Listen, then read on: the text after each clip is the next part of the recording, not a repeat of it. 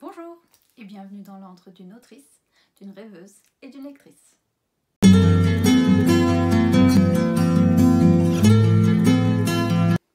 Je viens de terminer la série Netflix The Last Airbender qui m'a énormément plu et que je trouve est assez fidèle à la série animée que j'ai regardée pendant mes années de fac et qui m'ont bien accompagnée pendant ces années-là.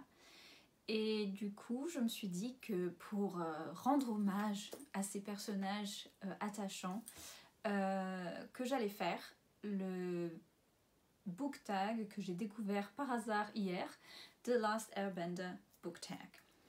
Il y a 3 sous-catégories par élément. C'est un tag qui est à l'origine anglais, mais je vais le traduire en français au fur et à mesure. Commençons par l'élément de l'eau.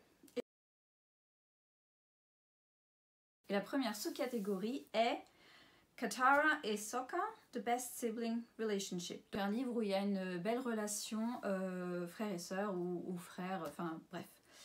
Et j'ai beaucoup cherché, j'en ai trouvé quelques-uns, mais au final j'ai décidé de choisir évidemment la fratrie Weasley, et tout particulier Fred et George, parce que c'est une relation absolument merveilleuse. Et qui est toujours très drôle, et donc Fred et George. Deuxième catégorie, nous avons Yue, Favorite Star-Crossed Lovers. Et Star-Crossed, c'est en fait amant maudit. Je sais qu'il y en a quelques-uns qui le traduisent par amour impossible, mais c'est pas exactement la même chose, parce qu'amour impossible peut se terminer bien. Mais amant maudit, c'est vraiment, normalement, il n'y a pas de fin heureuse. C'est un peu Roméo et Juliette, quoi. Ça, c'est les amants maudits par excellence. Et donc, pour cette catégorie, j'ai choisi Le Chant d'Achille de Madeline Miller, avec l'histoire de Patrocle et Achille qui est tragique, quoi. Absolument tragique. J'ai aussi une petite mention pour des personnages à moi de mon dernier roman Rouge comme le sang, Kala et Chase, amant maudit, qui m'arrache le cœur à chaque fois. Une troisième sous-catégorie, Blood Bending, a book with disturbing content, donc un livre avec un contenu un peu dérangeant. Je pense que c'est très subjectif par le lecteur évidemment, mais moi le premier livre qui m'est venu c'est Par le fer et le feu de Ronsdor, je sais pas, ça m'a j'ai eu beaucoup de mal après l'avoir fini, ça m'a quand même marqué de manière assez négative. Nous avons maintenant La Terre, et la première sous-catégorie est Tough, a character with surprising strength. Et ici, je pense que c'est un personnage avec une force, qu'il soit physique, spirituelle, mentale, surprenante, dans le sens où on ne s'y attendait pas. Et j'ai choisi donc Ophélie de La Passe Miroir de Christelle Dabo, parce qu'Ophélie, pour moi, fait un effet de petite souris grise au début et évolue dans les 4 tomes de manière à devenir quelqu'un avec un caractère très fort et une grande volonté, et on ne le voit pas forcément venir, surtout quand on lit ce premier tome. Deuxième sous-catégorie, nous avons The Tales of Ba Sing Se, Best Short Story or Poetry Collection. Et je n'ai pas vraiment de poésie à la maison, et je crois que je n'ai pas beaucoup d'anthologies de nouvelles, mais j'en ai une, donc ça va être elle. Donc c'est Toil and Trouble, 15 Tales of Women and Witchcraft. Donc des nouvelles sur la sorcellerie et les sorcières. Et donc qui, pour la plupart, m'ont plu, alors que normalement dans des collections de nouvelles, il y en a beaucoup que j'aime pas. Donc, mais celles-ci, elles sont presque toutes très bien. Troisième sous-catégorie, nous avons Kyoshi Warriors, Best Warrior Character. Et donc ça veut dire meilleur personnage guerrier ou guerrière. Et ici, je voulais absolument mettre en valeur les femmes guerrières. Et donc nous avons très classiquement Éowyn, mais je ne vais pas vous montrer le livre parce que là les tomes ils sont lourds, hein. Ils sont très lourds. Mais Éowyn du Seigneur des Anneaux. Et oui, je vous en montre plusieurs parce que j'en ai pas de préféré, donc voilà. Nous avons aussi Senya de la Cité des Sangs Purs de Lucille Chaponnet, qui est un personnage bon, qui fait plus espion que guerrier, mais quand même elle est super fortiche et je l'adore. C'est un très beau personnage. Et pour parler de mes romans, nous avons Ludo dans Rouge comme le sang, que j'aime beaucoup, Ensuite, nous avons le feu. La première sous-catégorie, Zuko, Best Redemption Arc. Et par Redemption Arc, c'est histoire de rédemption, on va dire. Donc, un personnage qui est méchant au départ et qui évolue au fur et à mesure pour devenir pas forcément gentil, mais franchement changer pour le meilleur. Et c'était difficile pour moi à trouver parce que c'est vrai que Zuko, il a vraiment... C'est le meilleur exemple, mais c'est pas un livre. Donc, il m'a fallu chercher et j'ai trouvé Holland de la trilogie Shades of Magic de V.E. Schwab. Holland est un personnage assez antipathique dans tous les romans en fait, mais surtout dans le premier. À partir du deuxième, on commence à découvrir un peu plus le pourquoi du comment de pourquoi il est comme ça, et on commence à...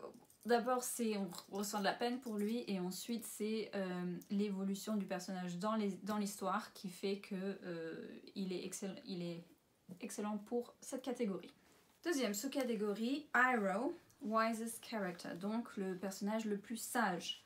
Et franchement, les deux premiers qui me sont venus à l'esprit, et donc je suis pas allée chercher plus loin, c'était Gandalf dans Le Seigneur des Anneaux et Dumbledore dans Harry Potter. Même si je vais mettre Gandalf d'abord, parce que Dumbledore, il a quand même un côté très manipulateur qui, comparé à Gandalf, me déplaît assez. Troisième sous-catégorie, Azula, Best Downfall. Et donc la meilleure chute d'un personnage, d'un méchant, ou d'une méchante dans ce cas-là avec Azula. Et j'ai choisi le capitaine Corneille de Tresse de la mer émeraude. Voilà. J'ai trouvé sa chute très bien menée, surtout très drôle en fait, parce que c'est assez inattendu et c'est ça qui m'a le plus plu en fait. Dernière grande catégorie, l'air. Première sous-catégorie, APA, Favorite Fictional Animal or Pet. Donc animal ou domestique ou animal tout court préféré dans un roman ou dans une histoire. Et j'ai eu du mal. Je voulais pas dire Edwige d'Harry Potter parce que c'est quand même la base. Je me suis souvenue de ce petit dragon dans The Girl Who Drank the Moon de Kelly Barnhill. Il est tout mignon, il s'appelle Firion et il arrive à se mettre sur les épaules d'une petite fille quoi, donc il est tout mignon et c'est un dragon, donc quoi de mieux. En plus de ça, il y a bien sûr les Niffler dans le monde d'Harry Potter. Ils sont adorables. Franchement, j'en veux un pour qu'il aille me piquer de l'argent chez les oiseaux. Non, je plaisante. Deuxième sous-catégorie, Ang, Purest Cinnamon Roll. Et ici, c'est dans le sens de personnage le plus mignon, adorable, que tu as envie de... Voilà. Et j'ai choisi Bilbo Baggins du Hobbit et du Seigneur des Anneaux. Parce que il a un côté... il a un côté chou. En fait, il veut être chez lui, mais il veut faire une aventure. Il veut être dans une aventure aussi. C'est paradoxal et il y a un côté vachement adorable dans ce personnage. Dernière sous-catégorie, nous avons The Avatar State, A Stubborn Character. Donc un personnage têtu. Et donc j'ai choisi de la trilogie de Shades of Magic de V.E. Schwab, Lila. Parce que elle écoute personne et elle fait ce qu'elle veut. Et voilà, c'est un des personnages les plus têtus que je connaisse. Enfin, après il y en a bien sûr d'autres, mais c'est le premier qui m'est venu à l'esprit. Je ne sais pas vous, mais j'ai hâte de découvrir la deuxième saison qui à mon avis va encore tarder, hein, puisque la première saison vient de sortir, et de voir s'ils vont sortir le personnage de Toph qui est adorable, que j'adore, et qui n'est pas dans cette première saison. Voilà. Moi, ce genre de série, ça me pousse toujours à me poser la question quel type d'élément serait idéal pour moi à manipuler. Et franchement, il y a des bonnes choses dans tout. Idéalement, je serais l'avatar, hein, voilà, comme ça je peux tout faire. Cette question, je me la suis posée avec 3 autres copines en prépa, et je me souviens qu'une autre copine qui est très douée en dessin, nous a dessiné en personnage avec ces éléments qu'on s'était attribués. Et moi j'avais l'air. Donc si je trouve le dessin, je vous le mets là. Je ne suis pas sûre de le retrouver, ce qui serait très dommage parce que c'était trop mignon. Mais voilà, donc je serais plutôt l'air comme Aang. Et vous, quel serait l'élément que vous aimeriez manipuler? Faites-le moi savoir en commentaire.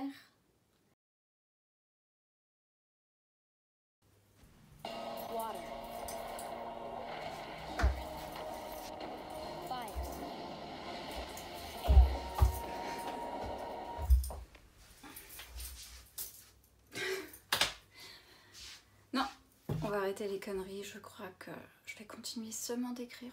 C'est un super pouvoir en soi. Et c'est tout pour cette vidéo, je sais qu'elle est assez courte, mais le temps n'est pas de mon côté cette fois-ci. Donc j'espère vous faire une vidéo très bientôt.